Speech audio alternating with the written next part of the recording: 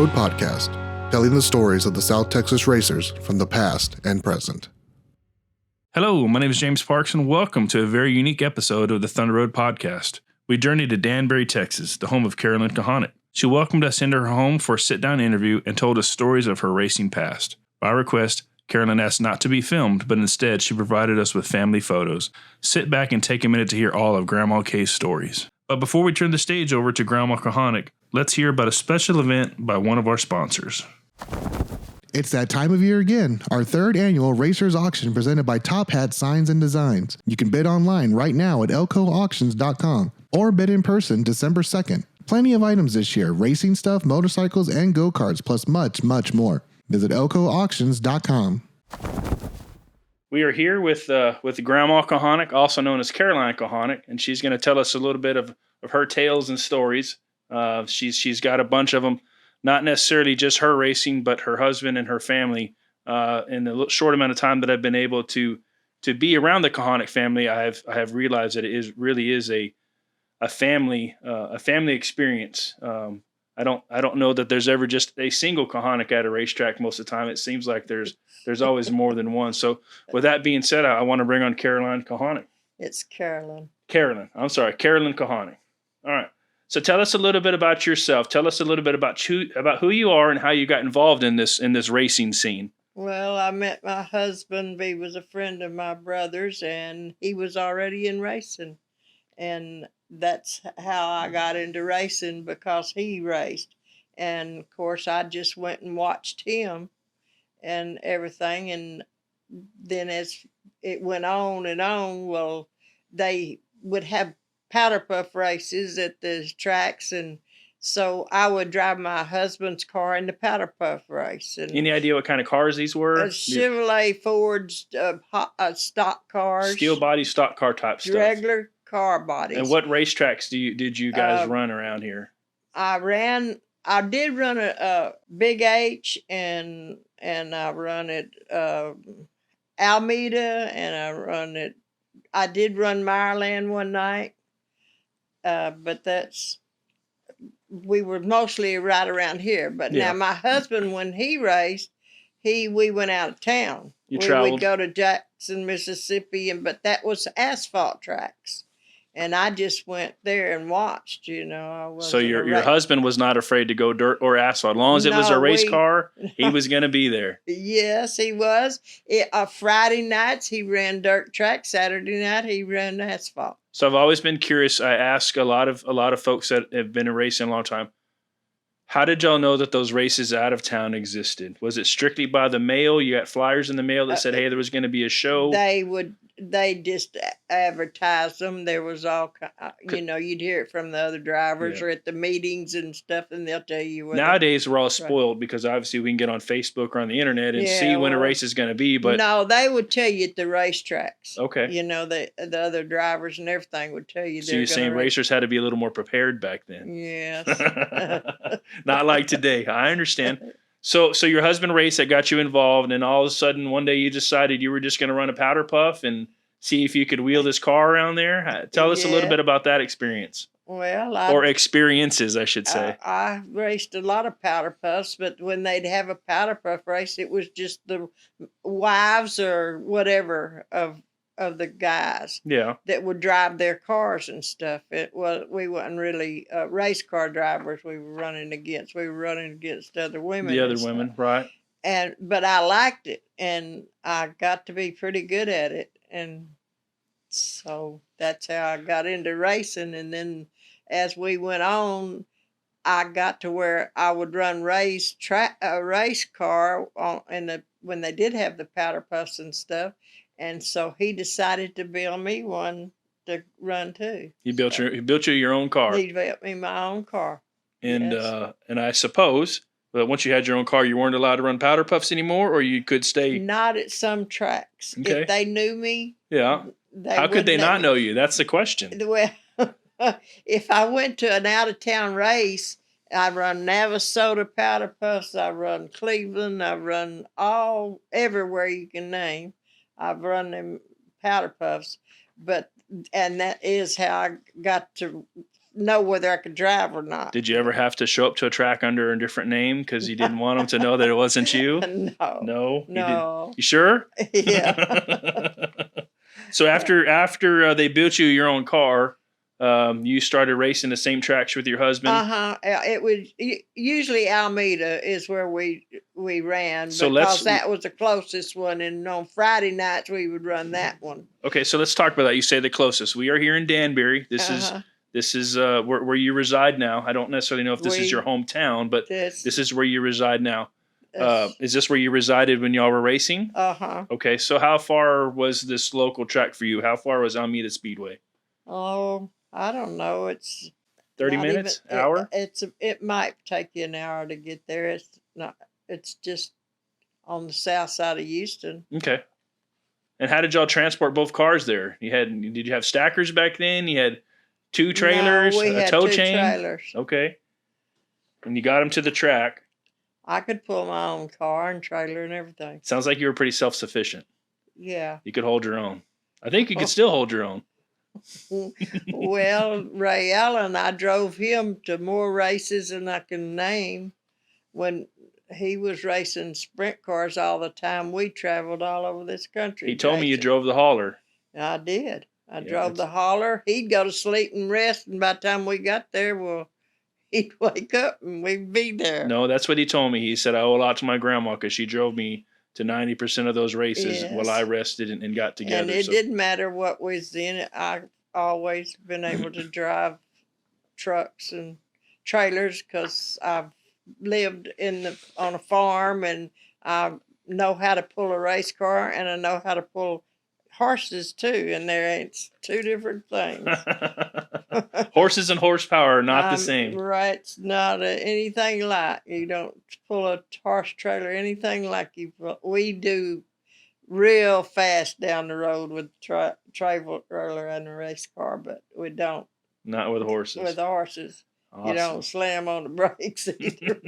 So let's go back. So now you've got your own car. You're towing it to the races. Yeah. You got your husband. He's towing his car to the races. And then it's race night. I assume y'all were in the same class at some time, at some point? Yeah, we raced against each other a whole lot. He always outrun me, except for that one little time that we were going to have that little race where just me and Ray was running against each other, and I tricked him and outrun him. How'd you trick him? Tell us the Kulhanek secret here. Well, is this the first time anyone's going to hear the Kulhanek secret? Well, Ray didn't even know that I was doing it. I was racing cars all the time then, on the dirt tracks, and they put this little race up between me and him, and so I knew Ray could outrun me because he was so much better. So I just lagged back a little bit each time. And of course, he'd just pull right up beside me and not try to outrun me. He could have probably run off from me or something. He didn't. He just stayed right with me, and we made the laps. Well, on the last lap, I had been holding back, and we got into that last corner and headed to that flag. I stepped in the gas and didn't let out till I passed it, and I outrun him from there. But it surprised him that I had that much power because I'd been lagging back all the time, hadn't been giving him all the power. Was there a little discussion in the pit area after that? No, he just laughed at me. It was just for fun anyway. So no, that's a great story. It's stories like that, which is why we try to do this podcast, to get those stories out there. A ton of folks, know the Kulhanek name. A ton of folks know Ray, but they really don't know the behind the scenes and pretty much the lady that got Ray where he was at. So let's talk about a little bit. Maybe you did a little sprint car racing. Yes, I did. I never had a sprint car, but they had powder puffs. Like I was saying, they had powder puff race, and they had this powder puff race one night, and my son had one, and he let his wife drive his, and I didn't have one, but there was a friend there that had one. And he told me, he said, "I'll let you ride mine." So, and I won it. Had you ever driven a sprint car before? I had never drove. So give us a little maybe description of how different that sprint car was compared to your stock car. It was a lot different, but it was actually real fun to race those kind of cars because they had a lot of power. But I didn't have any trouble with it. I could hold it fine. I didn't have any trouble. And what track was that at that you did the sprint car powder puff? That was at let me see. I think it was Big H. Big H? Big H Speedway. That's awesome. That's awesome. Never drove a sprint car before, decided you were going to wheel this thing. But it doesn't sound like you're afraid of anything with steering wheels and a tire. Well, I drove a lot of different cars, and all those years I was racing, because it was quite a while before we had those kind of sprint cars up there at Big H. We wasn't running Big H when I first met my husband, and he wasn't running sprint cars. They did have these big engine cars that they run on the asphalt, but they run those in Jackson, Mississippi, and Maryland Speedway and different places like that, and we traveled for that. But I didn't run those cars. I never run those. So tell us a little bit about after the powder puff stuff, and obviously you did your own race car stuff. How long did you actually drive a race car, like on a local level? How long did you actually do that for? I was probably in my late 50s before I ever quit running all the time. Okay. But as I got older, because they had changed the racetrack, the Alameda Speedway. Well, I didn't run asphalt very much, but I did run a few races on asphalt. So after you did your circle track stuff, what did y'all get involved in with after that? We did some derbies. They had the derbies. They started doing them in the Astrodome, and they did that once a year. They had the big race on the weekends, and these are demolition derbies. This was demolition derbies, and they paid good money. But when I first started going there, they only had the first year, I think, was like in '68, and they only had men racing the derby. And they did the derby race, and then the next year they decided they would put a women's derby on there. And when they started those women's derbies, well, I got me a car and I went. Here I am, boys. Yes, I did, and I won. They only had one race, once a year. Every year they'd have this derby at the Astrodome, and I won 18 of those. And in 1970, I won Friday night, and I won Saturday night too. And then in 1972, I won Friday night, and I won Saturday night too.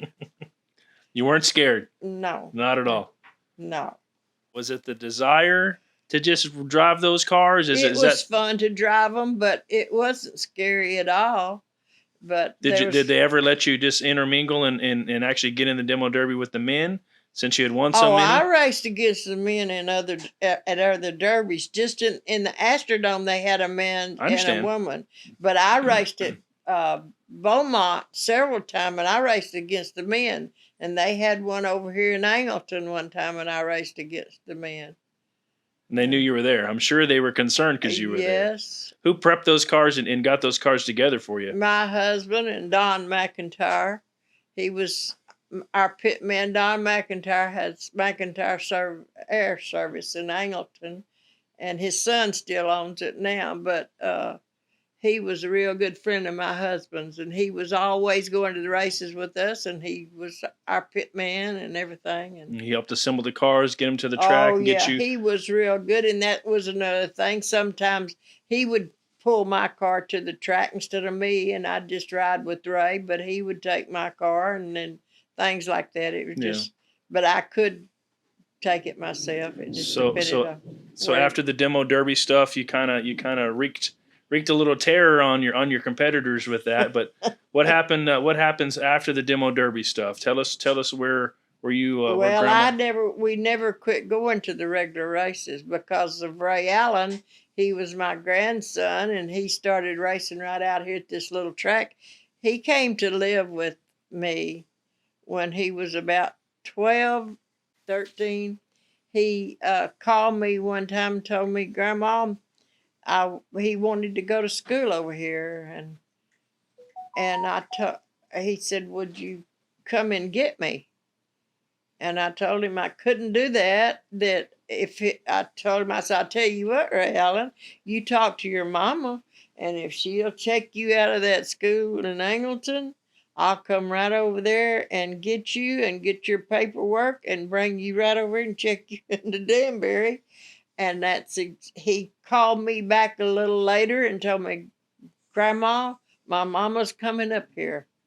So I got in my truck and went to Angleton, and we got the paperwork, and I brought him over here and checked him into Danbury, and I raised him all through high school and everything. And well, he was actually not even in high school yet, and he lived here with me and my husband, and his daddy was here a lot of the time too. You took him under your wing and raised him, yes, and made him the man he is today. He loved that racing, and Uncle David took him. He still loves the racing. Yes, he does. And David was a racer, and Ray Allen would ride with him to the races a lot. Awesome. Like I said earlier, it's a family. It wasn't just about the racing. It was the family was involved too, deeply involved. Oh, yeah. Let's back up a little bit and talk about Brazoria County.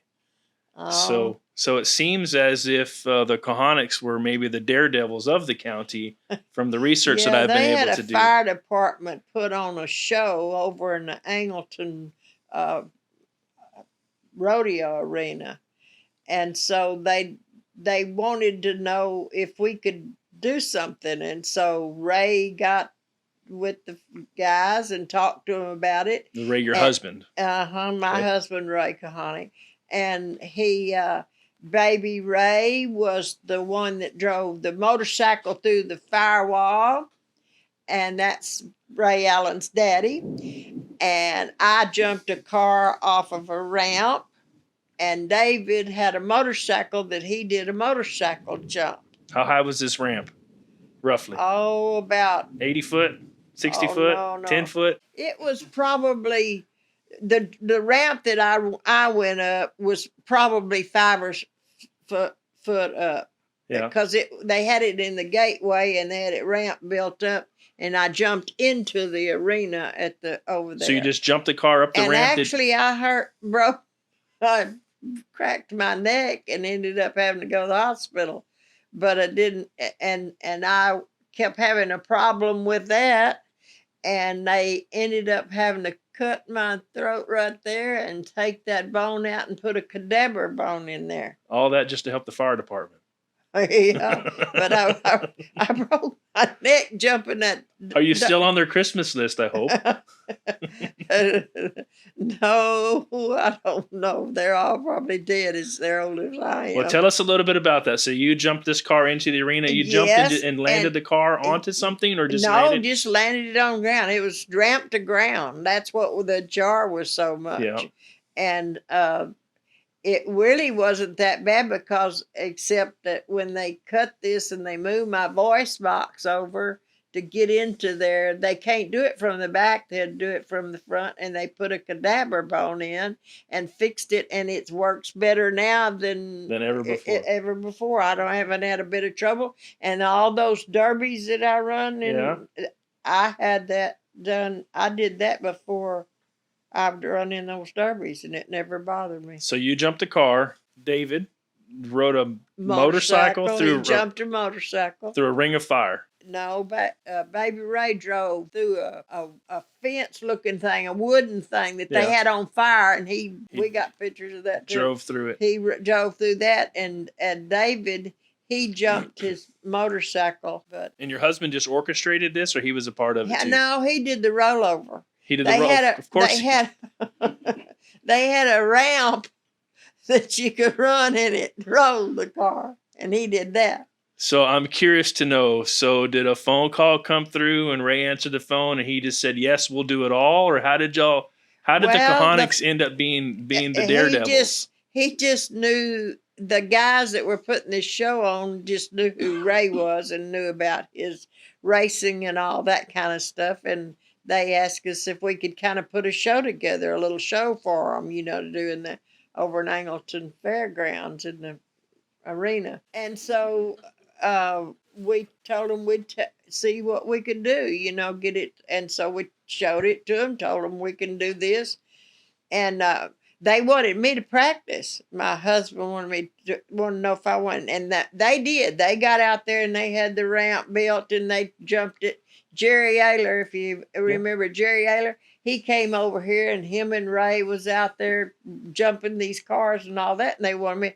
I told them, I said, I don't need any practice. I said that hitting that ramp is not a problem. And falling on the ground on the other side it's gonna go. So I don't need practice. You're not going to defy gravity. No. And I want to do it one time, and it's going to be, and it's a good thing because it cracked my neck. Is that car here by chance? Is the car that you used to jump the ramp? Is it here? No. I didn't know if maybe David had it next door. I didn't know if he still had it. It looks like it with all the cars. We got so many race cars and junk cars and don't call them junk cars, call them memories, because in my eyes that Ray gave me a little tour earlier. There's a ton of memories out there. So to me they're not junk cars, to me they're memories. Well, there's a lot of old race cars out there. I got a pasture full of them. So what happened after the Brazoria County Fair? You basically I didn't do any more of those jumps because I hurt my neck. Yeah. But that was just a one-time thing anyway. It was just a once-a-year thing they had in Angleton. Did the Kulhaneks carry it on, though, minus the jump? Did they continue doing anything? No. Okay. We didn't do anything. That was just for the fire department. Just that one time? They asked us to do that, and so we did. And where does Grandma go from there? Watching Ray Allen and taking him to the races all over the country. And I've been to Knoxville, Iowa a couple of times, and Ohio and all over. I also got to race in Islip, New York myself. At the Demolition Derby? At the Demolition Derby, because I was the winner so many times at the Astrodome. They had me as the Astrodome champ. And my husband drove the Crazy 8 race, also the sprint cars on the asphalt, but they had what they called a Crazy 8 race. A figure 8 race.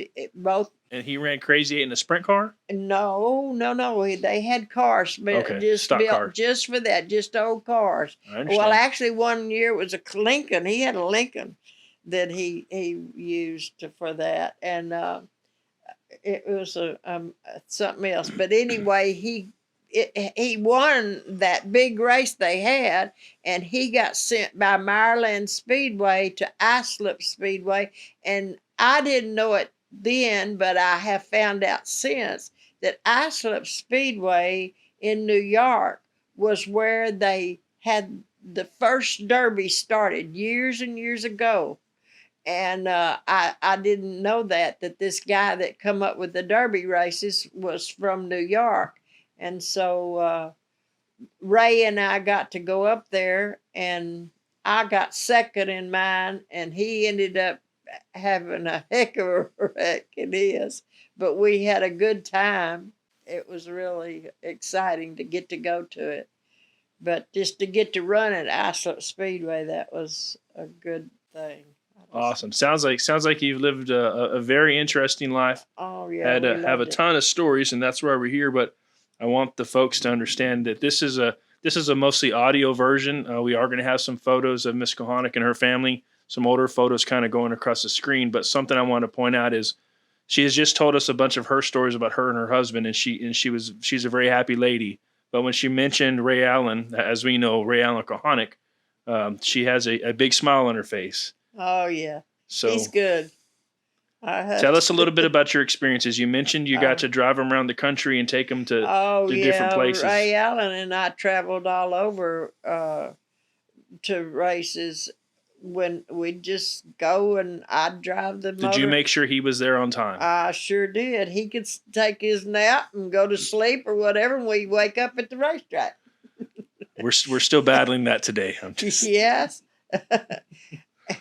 Tell us about some of those adventures. Pick a couple of those adventures with Ray that really stuck out to you, and tell us a little bit about that, because you are a huge influence on Ray Allen. I don't think I had much influence on him. Papa probably did. But there's another thing that Ray Allen doesn't race asphalt. I don't know if he's ever run asphalt. My husband did, and he took a sprint car to Jackson, Mississippi, and they had one of these things like the police officers take your speed Yes. with A radar gun. And he was in the corner, and he did 120 miles an hour in the corner, and that scared me. I've never been afraid of racing, but it was like running in a bowl. That racetrack was so steep that you could really go fast in those cars. And now Ray Allen goes 120 miles an hour. He did 125 last night in my car. At least. That's what I say. He can go that fast, but that's on the straightaway. He tells me now his arms get tired. Yeah, I'm sure it does.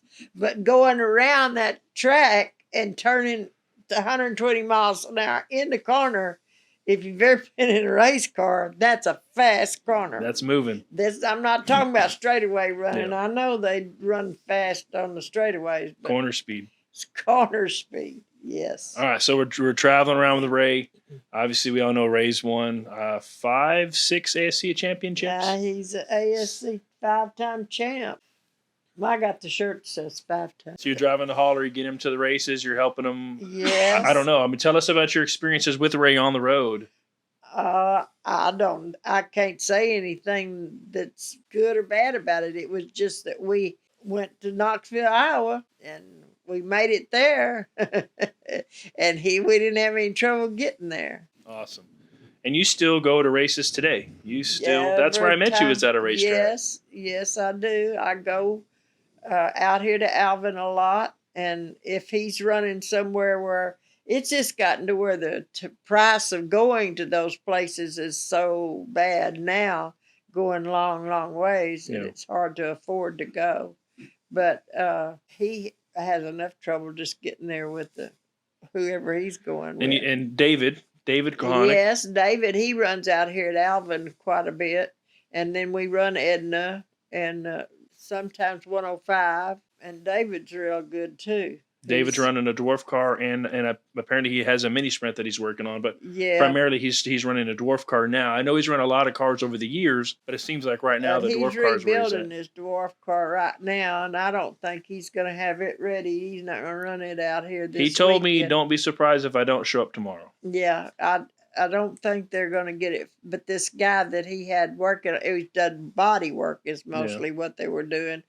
And they didn't get it all ready yet. Where are we at today? We're still going to the races. We're still having a good time. Still watching Ray Allen. He's fixing to race this weekend, and I'm fixing to go watch him. So, folks, when I came... We'll just see how well he does this weekend. When I came to Grandma Kulhanek's house today, as soon as you walk in, as soon as you open the door, to the left is basically a room. It's a shrine. Trophies not just of her own, but trophies of her husband's, her family's, David's, Ray Allen's. I'm assuming Baby Ray's got some trophies in there. Got trophies in there. It literally is a whole living room for some houses that is full of trophies. Ray Allen and I kind of dug around in there. We moved some things. I don't know if we were supposed to touch them, but I think we found some trophies from 1968 in there. Oh yeah. 67 in there, up to current year stuff. So it's amazing to me to know that the Kulhanek family is that involved and that in depth in the racing. Is there anything else that you'd like to tell us about yourself or about any of the adventures that you had? One night they were having a powder puff at Gator Speedway, and that just come to me. My granddaughter had been to her dance, and she came to the races that night. And so they had this powder puff race, and she kind of wanted to run in it, but she had never run in one before. And and back then you didn't have to have on nothing, no driving suits or any of that kind of stuff. You could wear whatever you just got in and drove. Just got in and drove. And she got in her car, and she told me, she said, "Grandma, what do I do?" I said, "Follow me. We're going to the front." and I won. I was coming around the track racing, and she was following me so close that when I stopped to pick the flag up when I won the race, she hit me. Oh no! She followed the directions for sure. She followed me right all the way up there, and when I stopped, she hit me. Do you recall an incident with Ray Allen? I believe it was in a sport mod. You were running second, he was running third, and he says he moved you out of the way. Do you recall that? I've raced so dang many things, but yes, I kind of do. I raced against Ray Allen before. He said you were really putting it on him, and he couldn't get around you, so he had to move you. Yeah, It's a 5-time ASCS champion had to move you. He did little crazy little things like that to go on. That's awesome. No, like I said, it's just stories like that. You know, people maybe within your family hear these stories and they know them, but other folks, they don't know. That to me, that's really neat, is getting that stuff out there. Well, I appreciate your time today. I appreciate you welcoming us into your home to have this discussion with you. If there's anything else you'd like to talk about or anything you'd like to say, this is open mic time. You just put it out there. No, I got said. They've heard enough from me. All right. Well, thank you. Thank you very much. I enjoyed it. Thank you.